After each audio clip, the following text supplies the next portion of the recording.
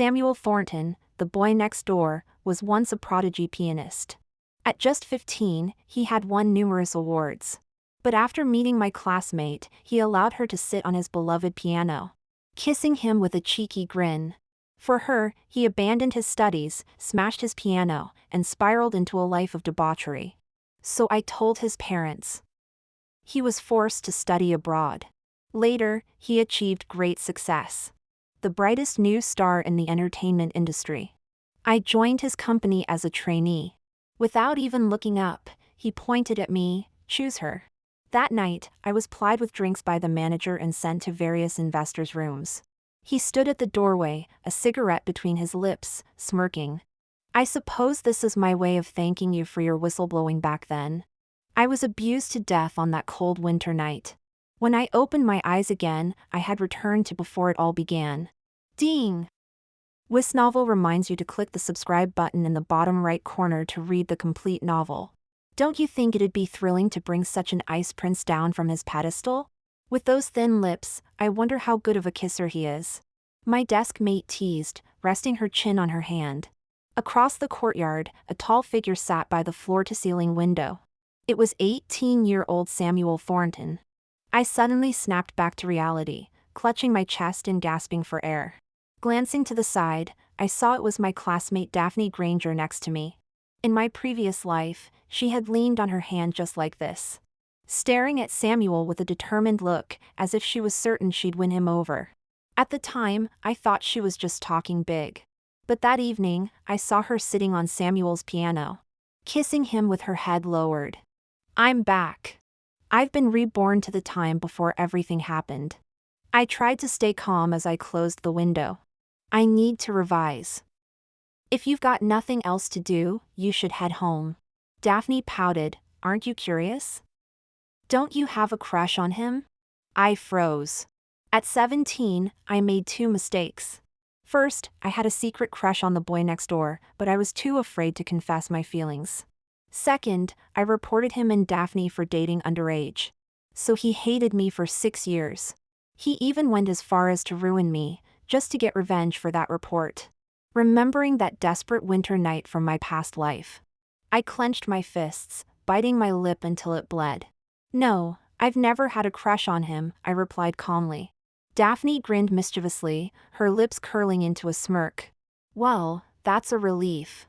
I wasn't sure how to tell you, but Samuel and I are together now. I was worried it might upset you." In my previous life, Daphne had declared her claim on him just as brazenly. Daphne was a man-eater, having dated nearly every handsome boy in school. She was flamboyant, dating and partying while others were frantically revising for exams. She smoked, drank, and frequented pubs, not your typical good girl. But girls like her had a fatal attraction for those who played by the rules. Samuel was clearly one of them. I remembered my final moments in my previous life. My hands, covered in cigarette burns, clutching Samuel's white shirt sleeve, desperately begging him to spare me. "Even if you hate me, you shouldn't do this," I had pleaded. Samuel looked at me, his thin lips curling into a sneer. "Then how should I do it? If it weren't for you, Daphne wouldn't have married someone else and died in childbirth. Why should you get to live happily while she's dead? It's not fair, Ember." Yes, because of my whistleblowing in my previous life, Samuel had been forced to leave the country. Daphne, distracted by romance, had failed her performing arts exam and hastily married a local thug. She soon became pregnant out of wedlock. Her parents had never cared for her. The thug had run off, and she ultimately died in an illegal clinic. Samuel had always believed that if I hadn't betrayed him, forcing him to leave, Daphne wouldn't have died. So it was all my fault. I came to my senses and lowered my gaze. "That's nice. I wish you both a lifetime of happiness together." Daphne gave me a puzzled look but said nothing. Days passed by one after another. The two of them were secretly dating. Like all young couples, they skipped classes to watch movies, got matching tattoos on their chests, and kissed on the romantic Ferris wheel. They rode motorcycles through the streets at midnight. Only they forgot their original identities as students. I observed all of this with a cold eye. Meanwhile, I was nervously preparing for my A-levels. In my previous life, it was because of Samuel's influence that I chose to enter the same sixth form college as him and became an art student. I always followed in his footsteps, trying in vain to touch his light. Now I plan to switch from being an art student to a regular student, to retake the A-levels and no longer follow someone else's path. This road is undoubtedly difficult, but no matter how hard it is, I want to try. Until this day, I heard Daphne bragging to someone at school that Samuel is just a piano nerd who doesn't understand anything. If it weren't for all the competitions he participates in and his fame, who would want to be with him? He's only good for showing off. Classmate A said, "Cut it out, you're bluffing. How could he fancy you? He's probably just playing around with you." Daphne confidently emphasized, "Don't you believe me? When I say jump, he asks how high." Classmate B said, "I heard he's about to participate in a piano competition. If you're so great, why don't you make him not go?" Daphne replied, "That's easy. Just wait and see." I was sitting right next to them, and I knew that the first prize in the piano competition could secure admission to a famous music conservatory abroad. I knew how important this competition was to him. Sure enough, even without my intervention, the key moment from my previous life still occurred. In my past life, I knew Daphne had ill intentions. I hinted at Samuel several times, but he thought I was just a gossip trying to ruin their relationship. So after much hesitation, I chose to tell his parents. Because of his parents' interference, it caused quite a stir. The two were forced to break up.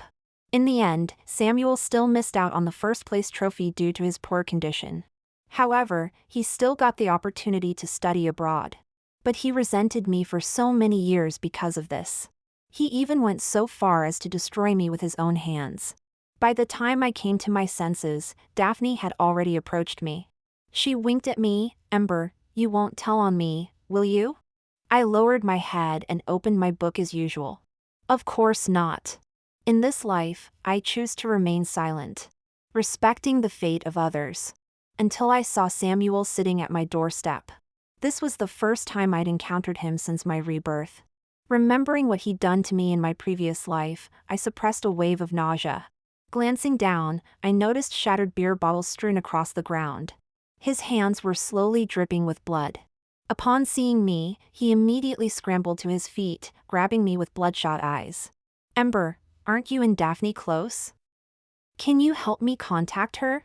She said she wants to break up with me, but I can't live without her. She said my piano playing is dull. I can stop playing, the piano will never be as important as her. Please, can you help me? I'm at my wit's end. I love her. I'd give up everything for her." I looked at the disheveled young man before me. His former aura had vanished. He seemed oblivious to his long, pale hands, now cut by the beer bottles. Yet in my memory, he had cherished these hands dearly. He'd said he was grateful to the heavens for giving him hands that could create beautiful music. He had reveled in the rhythm of his fingers dancing across the piano keys. Now, the pianist's most precious asset seemed far less important to him than Daphne. He was no longer the person I had once adored. Indeed, one's ideal love should remain only in memories. After a moment's thought, I took out my phone and dialed Daphne's number. "Daphne, Samuel's drunk outside my flat. Could you come over?" He stood nervously beside me, looking at the phone with hopeful eyes. Daphne seemed to sneer on the other end of the line. Then she said, "Ask him if he's really willing to do anything for me." I had the speakerphone on, so Samuel naturally heard her. He anxiously replied, "Of course I can." "Then don't participate in the competition." With that, Daphne hung up, leaving a stunned Samuel frozen in place. I studied Samuel. I wanted to see what choice he would make this time, without my intervention. His dream or his love? What would he choose? Samuel hung his head. After a long while, he let out a bitter laugh. Is giving up the piano competition the only way to prove how important she is to me? The question wasn't directed at me. But I knew he had already made his decision. I didn't say anything more, just watched him as he dejectedly walked away. Samuel indeed didn't participate in the piano competition because his hand was injured. Miraculously, the two reconciled again. I saw them walking home from school hand in hand, looking sweet together. The light in Samuel's eyes shone brightly again as he gazed at the girl beside him with deep affection and longing. The two were in a small alley on their way home. Daphne held a cigarette in her left hand, blowing smoke towards his face. Samuel fondly ruffled her hair and leaned down to kiss the corner of her mouth. He then put his arm around her waist as they walked into a nearby snooker hall. There, they chatted and laughed with a group of local lads. I sighed, turned away, and resigned myself to being a complete outsider. Until his mother came to our class. As a teacher, Samuel's mother had always seemed proper and serious to me. She had once kindly tutored me in my secondary school work. She praised me for being a clever child. Samuel's family was of modest means. His father worked at a small company, while his mother was a high school teacher. From a young age, Samuel had been expected to achieve great things. When they learned of Samuel's love for the piano, his mother spent all their savings to buy him an expensive instrument. Samuel didn't disappoint, winning countless awards big and small. He was set to receive an offer from a renowned foreign music school as soon as he graduated from high school. This piano competition was meant to be a stepping stone. But Samuel had squandered his golden opportunity. Now, Samuel's mother stood before us, her face contorted with rage. In front of the entire class, she raised her hand and slapped Daphne across the face. 5 finger marks were left on Daphne's beautiful cheek. She stared at Mrs. Thornton in disbelief and shouted impulsively, "You old witch, how dare you hit me?" Mrs. Thornton glared at her coldly. "How dare I? Because at your young age, you should know better than to seduce my son. Do you have any idea how you've ruined his bright future? Do you know how much effort I've put into raising him to where he is today? And you dare to seduce him, making him give up the piano competition for you." Mrs. Thornton didn't work at our school. So Daphne and Samuel had been quite open about their relationship. Even our form tutor knew about it. But Samuel had such a promising future, with the possibility of getting into any top university abroad after his A-levels. So apart from shaking her head and sighing, saying what a shame it was for such a good lad to fall for a girl like Daphne, our form tutor didn't intervene much. Daphne's face turned pale upon hearing these words. She tried to defend herself. "I seduced him? Mrs. Thornton, please get your facts straight. It was your precious son who begged me to be with him. I didn't hold a knife to his throat and force him to withdraw from the competition. It was his own choice." Mrs. Thornton's eyes nearly rolled back in her head with anger. She lunged forward, trying to grab Daphne's hair. Some nosy students had already run out of the classroom. It wasn't long before Samuel received the news and rushed over. He pushed his mother away and shielded Daphne firmly behind him. "Mom, have you gone mad? If you want to hit someone, hit me. Withdrawing from the competition was my own decision. It has nothing to do with her." Mrs. Thornton probably never expected this. Her usually obedient and sensible son was now defying her for the sake of a strange girl. She trembled with rage, nearly losing her balance. She raised her hand and slapped Samuel as well. Her gaze swept around the room, as if she had discovered something. Suddenly, she pointed at me standing in the crowd. "Of all the girls you could choose, you pick this rotten one? Even if you were with a nice girl like Ember, I could reluctantly accept it. Are you trying to kill me with worry?" I froze on the spot, bewildered at being suddenly called out. This incident hadn't happened in my previous life. Mrs. Thornton had never come to the school before. Even after learning about their teenage romance, they had chosen to handle it in a much more low-key manner. Not like now, creating such a scene and embarrassing both of them in public. As Mrs. Thornton singled me out, everyone's eyes turned to me. Daphne seemed to realize something and suddenly glared at me angrily. "Ember Bailey, so it was you who snitched. How could you do this? I thought you were my best friend." Samuel looked at me too, pressing his lips together without a word. But his gaze was terrifyingly intense. My mouth twitched. In this life, I hadn't done anything. Yet the blame was still being pushed onto me. I spread my hands. "This has nothing to do with me. I didn't say anything, and I don't want to get involved in your affairs. If you must argue, please leave the classroom. Don't disturb the other students who are trying to revise. Also, Mrs. Thornton, please clarify to them that this has nothing to do with me. But Daphne was convinced that I had informed on them.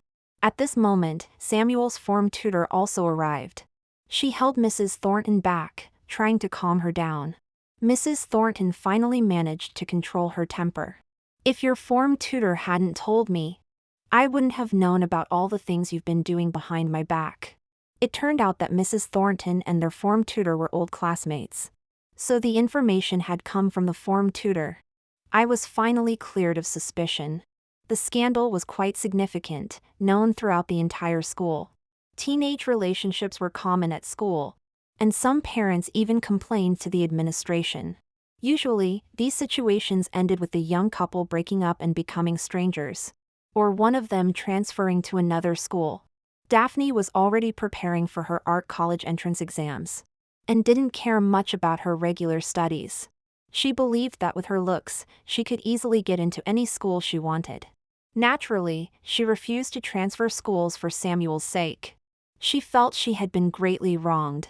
Samuel also believed he had brought trouble upon Daphne, causing her to be humiliated by his mother. After Mrs. Thornton brought him home, he went on a hunger strike in protest and even smashed his beloved piano. He fought against his parents to the bitter end. It was half a month later when I saw Samuel again. That day, for the first time in 2 months, I heard the sound of a piano. Since he had started dating Daphne, he had rarely played. But the piano music stopped abruptly. An ambulance arrived at his house in the middle of the night. My parents, hearing the commotion, rushed out in their dressing gowns to help. They saw Mr. and Mrs. Thornton carrying Samuel out. His right hand was covered in blood, which had soaked through his white shirt. I watched his pale, weak face, and saw a triumphant smile in his eyes. As he passed by me, he said one thing. I want to live for Daphne in this life, Ember. Don't get in my way, or you know what will happen. I stood there, frozen, as if paralyzed. Samuel had broken the bones in his fingers. Even though it was discovered quickly, things would never be the same. His parents finally agreed to let the two of them be together. Samuel could no longer play the piano. But he didn't seem to care, saying only, "It's proof of my love for Daphne. It's my youth." But only I knew that those hands could have played the most beautiful music in the world. He could have sat at a sold-out concert, enjoying the admiring gazes of everyone in attendance. They were finally together openly. There were rumors that they had nearly broken up several times. Daphne had started acting as if she was already Samuel's wife. She often demanded expensive gifts from Samuel that were beyond what a student could afford. But Samuel's parents hated her as if she was their mortal enemy. They cut off Samuel's allowance completely. It was said the couple had rented a flat outside the school. Fortunately, Samuel had won quite a bit of prize money from competitions over the years. For a while, the two of them lived quite comfortably. I paid no attention to any of this, burying myself in exam papers. Though it was challenging, I managed to turn in a satisfactory set of A-level results. Samuel, however, didn't perform well in his A-levels due to his hand injury. Given that he was originally an arts student, the damage to his fingers meant he could no longer pursue a career as a pianist. He had no choice but to apply to university through the normal admissions process. After the A-levels, our class organized a farewell dinner for the teachers. Daphne brought Samuel along.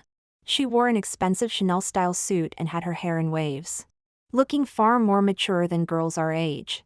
Samuel was still in his usual white shirt, but he had dyed his hair silver white. Apparently because Daphne liked that color. The teachers left early, leaving just us classmates. Many who had been too shy to confess their feelings before were now emboldened after finishing exams. Suddenly the farewell dinner turned into a confession party. One of the girls I was friendly with noticed Daphne's arrival, and couldn't help but curl her lip in disgust. I don't know what Daphne's so smug about, dressed like a tart. All those designer clothes can't hide how cheap she looks. She said this quite loudly. Daphne had always been showy in class. She was pretty but her grades were abysmal. So the girls with good grades didn't like to associate with her. Daphne clearly heard this comment and shot a cold glance our way. Well, who do we have here? An ugly little thing dares to gossip about me? What's wrong, jealous because I have a man and you don't? I'm not like some people, all fake and nice but stabbing others in the back out of envy. Daphne flashed me a provocative smile. Ever since that incident, Daphne had held a grudge against me. Even though I'd explained it wasn't me who told on them. Their relationship was so high profile, it was hard for anyone not to know. The girl noticed Daphne was targeting me. She glared at her angrily. Only you think Samuel is such a prize. To everyone else, he's nothing special. Especially now that he can't even play the piano anymore. Samuel, who was standing nearby, looked uncomfortable hearing this. But Daphne just grabbed his arm possessively. So what if he can't play the piano? He's so handsome, he could easily make money in showbiz. You bookworms will never match up to him in your whole lives. Samuel, kiss me, she demanded, puckering her red lips deliberately. Samuel glanced at her and said in a low voice, "Don't make a scene, there are so many people here." But Daphne just sneered. "What's wrong? When I usually don't let you kiss me, you're all over me. But now that Ember's here, you're suddenly shy?" Samuel frowned, glancing at me discreetly. He was about to explain when I raised an eyebrow and stood up. "Daphne, this is a class gathering, not your bedroom. If you two want to flirt, go ahead, but leave me out of it." I was about to leave when Daphne stood up and blocked my way. She stared at me with a cold smile. "Don't think I don't know about your little crush. You still have that love letter for Samuel hidden under your desk at home, don't you? Why are you acting all high and mighty now? Weren't you always in love with Samuel?" So Daphne had known all along about my feelings for Samuel. It turns out some people really will steal someone their friend likes. Thankfully, having lived through this once before, I wasn't as impulsive as I used to be. Isn't it normal to have feelings for someone of the opposite sex during adolescence? But I never interfered with his life, nor did it affect mine. I can say I have a clear conscience. What's there to be ashamed of? Daphne, to borrow what someone else just said, not everyone thinks Samuel is such a prize. As I said this, Samuel kept staring at me intently.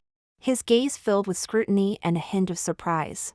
I didn't want to get further entangled with the two of them. So I turned and left the party. I was waiting outside for a cab, and it was getting quite late. The evening breeze had cleared my head from the effects of alcohol.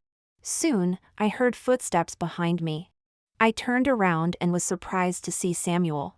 Don't mind what Daphne said. She's always been outspoken, but she didn't mean to target you specifically. I stood by the roadside, looking down. The yellowish streetlight cast a dark shadow of us both. I gazed at his silhouette. "Are you happy?" I asked. He stared at me, puzzled.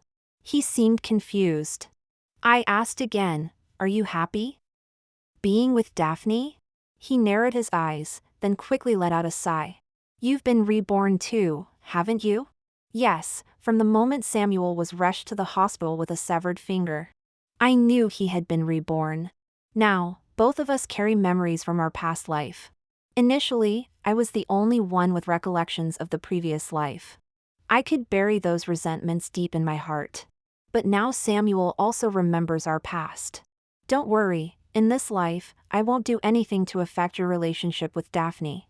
If I had known in the last life that you would hate me so bitterly because of this, I certainly wouldn't have chosen to do it. Though I suppose saying this now is meaningless.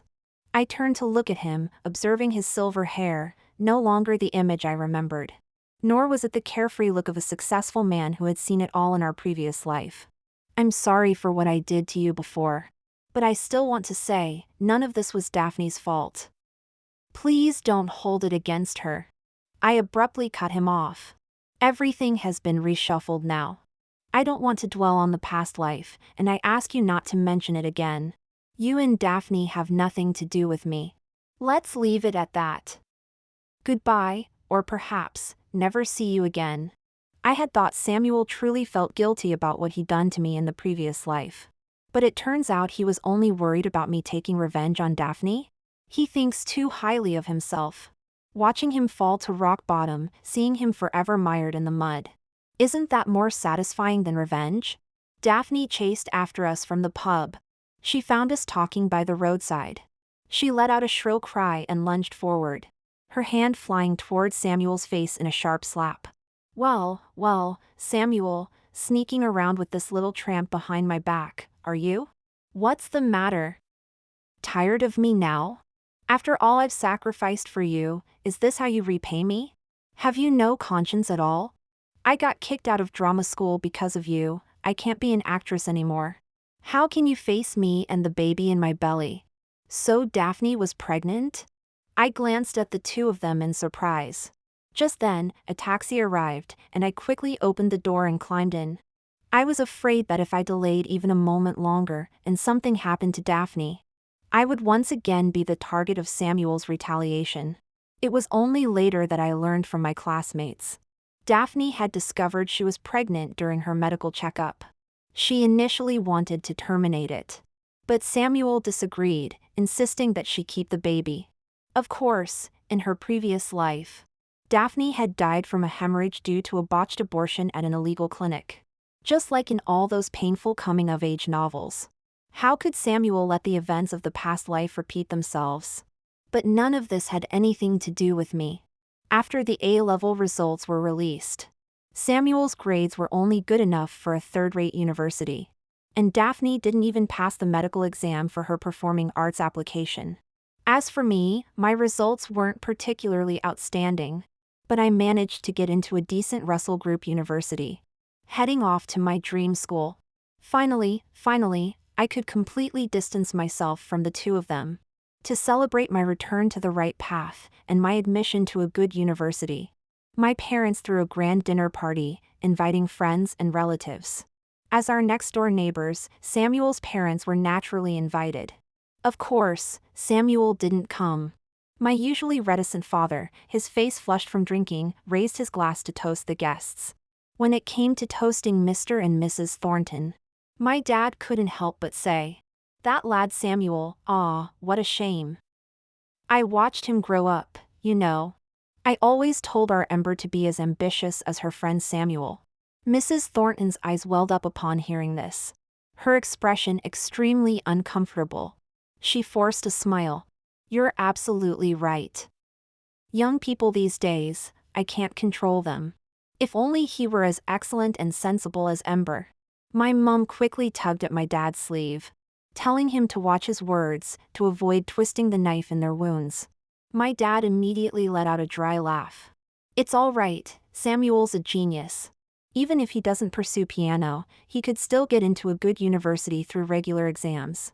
However, in this life, without my intervention, Samuel had a falling out with his parents and didn't study abroad. With his injured finger, he decided to give up piano and be with the girl he loved in his youth.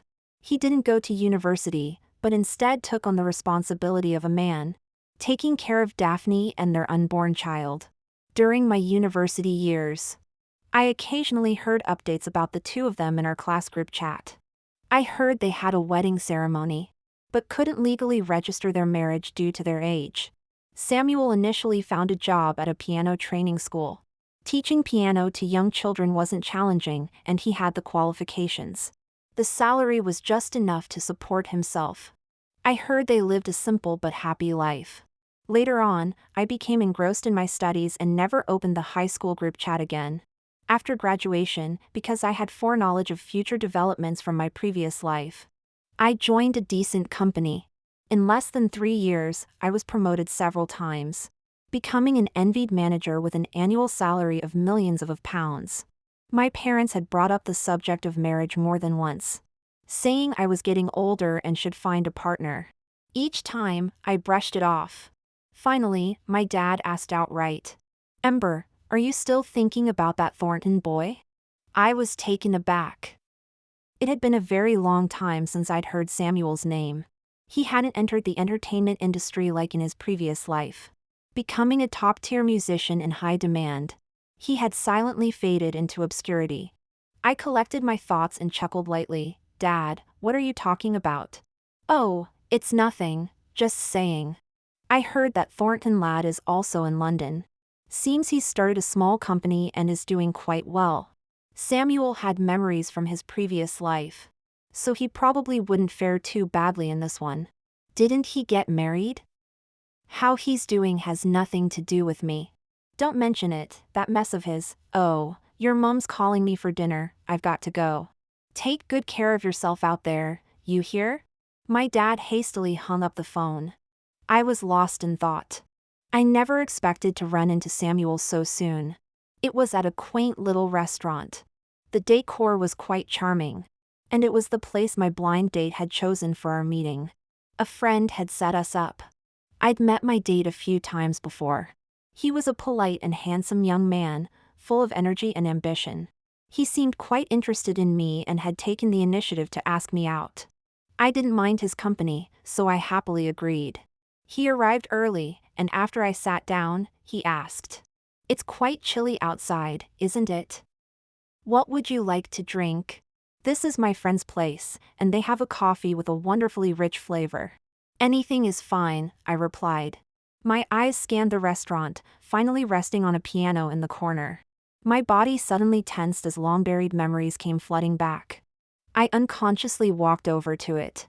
There was a small patch on one corner of the piano where the varnish had come off. It was covered with a Snoopy sticker. The sticker had yellowed with age but hadn't fallen off. It was clear that the owner had taken good care of it. My mind wandered back. When I was 12, both my parents were working late. That day, there was electrical maintenance in the neighborhood, and several nearby estates had lost power. I was terrified, huddled by the window with a torch, trembling as I remembered the horror film I'd watched with my classmates. I was crying from fear. Just then, there was a knock on the window. I screamed, but then a gentle voice came through. "Don't cry. I'm Samuel. I've just moved in next door." I heard crying. "Are you afraid of the dark? Have you had dinner? My mom made me some food, and there's plenty left." When I didn't respond, Samuel didn't say anything more. After a while, a lunchbox was pushed through the window. "If you're still scared, I could play the piano for you." The power didn't come back on that night. Samuel played one piano piece after another from next door, keeping me company through that long night. This piano belonged to Samuel. The sticker on it was from when we became friends, and I accidentally scratched off some of the varnish while visiting his house. I had gone pale with fright at the time. Even at that young age, I knew pianos were expensive. If my parents found out, they would have been furious. But he just ruffled my hair and said, "It's all right, don't worry about it." We stuck the cartoon sticker on together. Indeed, you shouldn't meet someone too dazzling when you're young. My thoughts returned to the present. My date, seeing my interest in the piano, couldn't help but ask, "Do you play the piano too?" I shook my head, pressed a few keys, and chuckled softly. "I don't, but I used to know someone who did. He played beautifully." My date grinned at me. "What a coincidence. My friend here plays the piano too, but he injured his hand. I used to joke with him that if it weren't for the injury, he could have been a piano maestro." I froze. "Your friend?" "Yes, the owner of this place." Following his gaze, I instinctively turned around. There stood a man in a black shirt, wearing an apron. His handsome face had a light stubble. He had aged quite a bit, no longer looking like a young man, but rather like someone who had been weathered by life's challenges. Samuel didn't seem to recognize me. He walked over, with a slight limp. I noticed he had a prosthetic leg. He greeted my date naturally. "Your girlfriend? She's beautiful. Why haven't you brought her around before?" My date blushed. "Don't jump to conclusions. Ember hasn't agreed to my pursuit yet." Samuel seemed to freeze. After a moment, his gaze fell on my face, as if trying to confirm something. Finally, he spoke. "Ember Bailey?" "Samuel Thornton, long time no see," I nodded, smiling softly. "You've changed so much, I almost didn't recognize you," Samuel said, as if searching for my former self in his memories. I replied coolly, "Well, I'm certainly different from my school days." Our blind date, Arthur Sinclair, sandwiched between us, glanced back and forth. You two know each other? What a coincidence! Indeed, it was quite a coincidence. So much so that I found it rather odd. Perhaps sensing the awkward atmosphere, Arthur excused himself to use the loo, leaving the two of us alone. Samuel finally spoke up. So, how have you been all these years? As you can see, not too bad, I replied. Samuel nodded, looking in the direction Arthur had gone. Arthur seems like a decent chap, sincere, hardworking, from a good family. He'd make a good match. I snorted, not bothering to respond. There wasn't much for us to talk about anyway. Do you still play the piano? I suddenly asked. He looked up, startled, then gave a bitter smile. Occasionally. But you know, with my hand injury, I'll never be as good as I was at 15. What about Daphne? Your child must be in primary school by now? He was silent for a long while. We're divorced, he finally said. Suddenly, he began rambling about his experiences over the past years. He hadn't taken his A-levels back then. After spending all the prize money from his various competitions, they found themselves in dire straits. Daphne always wanted the best of everything. The best hospitals, mountains of skincare products and supplements. But having a baby wasn't a small matter, and the expenses were enormous. After the baby was born, Daphne insisted on hiring a nanny. But by then their savings had run dry. Daphne's parents had long since cut ties with her and wouldn't help. Samuel had to both provide for the family and care for Daphne and the baby. He'd considered asking his parents for help. But perhaps out of pride, or maybe because of his memories from his past life. He felt that if he tried hard enough, making money wouldn't be difficult. He'd copied several of his compositions from his previous life. That had been big hits and sent them to various production companies. But without connections, he was turned away everywhere. Once, he was even accused of plagiarism. It turned out to be a finished but unreleased song. Samuel was sued and had to pay a hefty fine. When his parents found out, they offered to pay if he agreed to leave Daphne. Naturally, he refused and took out a high-interest loan instead. Unable to repay it, he eventually had his leg broken by debt collectors. Those days were extremely difficult for him. But Daphne showed no understanding, constantly berating him as useless. Saying even male escorts earned more than him. They argued incessantly over the baby and money for formula. The couple's youthful romance was gradually worn away by the daily grind of life. Daphne started dressing up and going out, returning home reeking of alcohol every night. Samuel, bedridden, struggled to care for their wailing infant. Their conflicts escalated. Finally, when the baby was 4 months old, Daphne left as usual one day and never returned.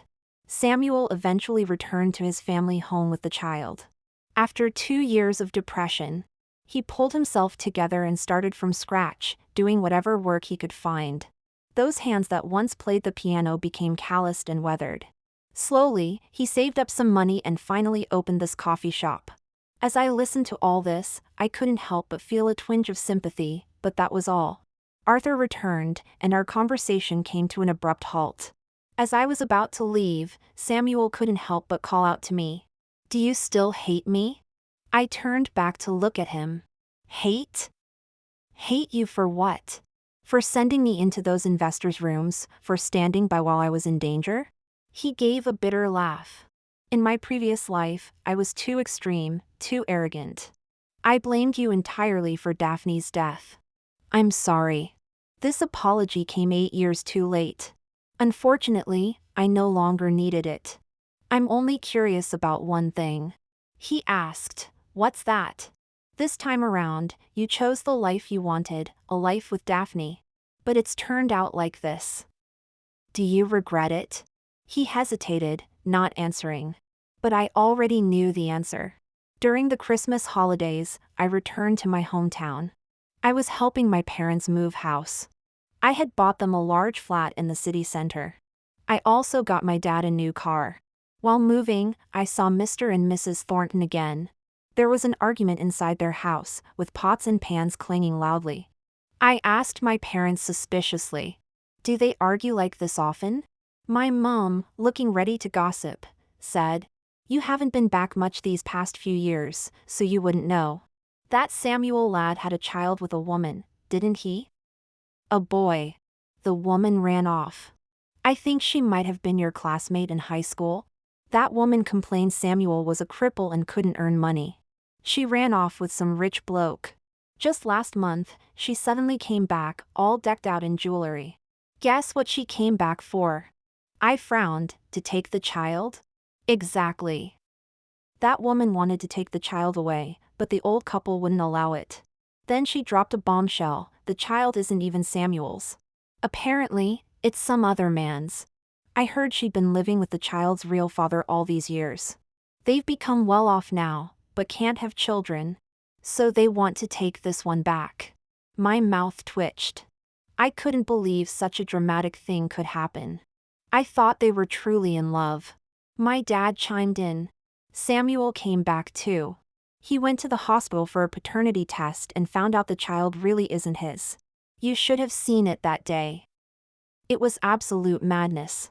The look in Samuel's eyes, it was murderous.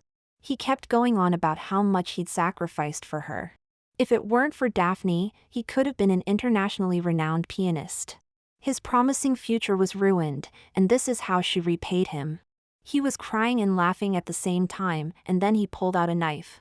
He slashed that woman a few times, but didn't hit any vital spots. The Thornton lad was locked up though.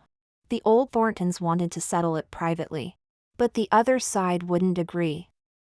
They insisted Samuel should go to prison. In the end, they had to give the child back to that woman. But the Thorntons still had to sell their house and pay a hefty sum in compensation. After hearing all this, I couldn't help but think how unpredictable life can be. When the moving company arrived, the entrance to the alley was already blocked by cardboard boxes. I saw Samuel smoking at the doorway. I pretended not to see him and turned to leave. Suddenly, he grabbed my hand. Ember, I regret it, he said. The life I thought I wanted turned out to be so miserable. I only now realize how much you helped me in our past life. And yet I treated you so badly.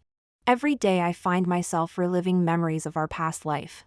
I deeply regret it. I regret how I treated you back then. If the events of our past life hadn't happened, if Daphne had died, if you had been the one with me, would I have been happier? In this life, why didn't you stop me? Didn't you always love me? Samuel looked at me with pleading eyes. I yanked my hand away without mercy. Please, have some self-respect, I said coldly. Samuel, I'll say it once more, this is the life you chose. No matter what choices you make, someone as rotten as you will never find happiness. Yes, I did love you once. But I loved that warm-hearted boy. The one who played piano for me over and over in the dark of night. Not the Samuel you've become. He finally withdrew his hand in defeat. I walked away from the alley without looking back.